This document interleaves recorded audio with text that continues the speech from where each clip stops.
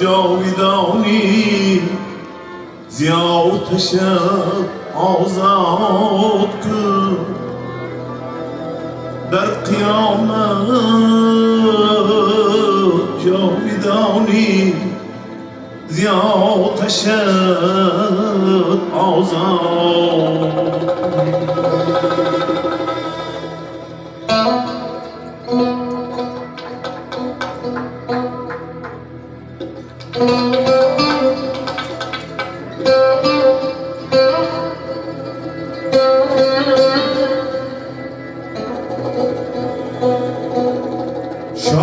شادمانی در دلم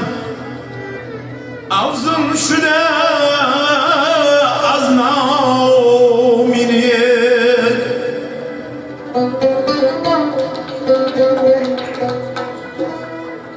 از برای ناامیدی که شهرتم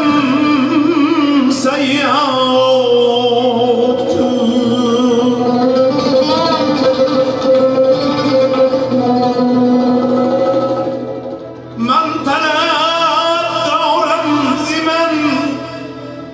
خوشنود باشی ای خدا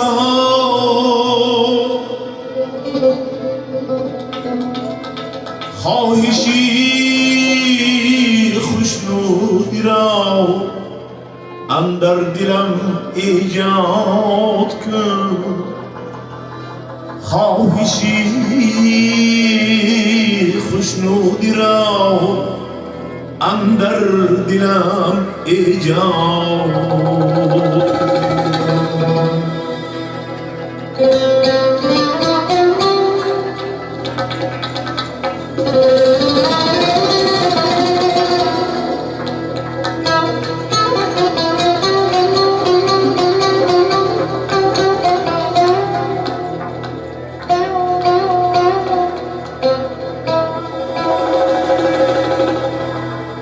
شادی های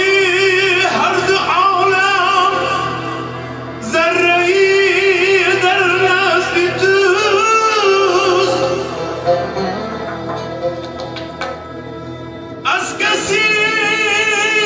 رنجیده باشم تو مرا دلشاد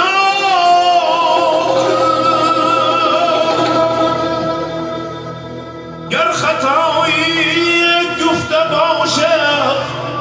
در غزل‌هایش حسین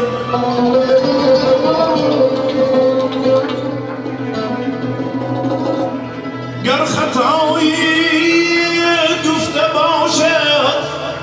در غزل‌هایش حسین از گناهش پاک همچون کودکی نوزاد کن از گناهش پاک همچون کودکی نوزاد ای خدایا از تو میپرسم دلم را شاد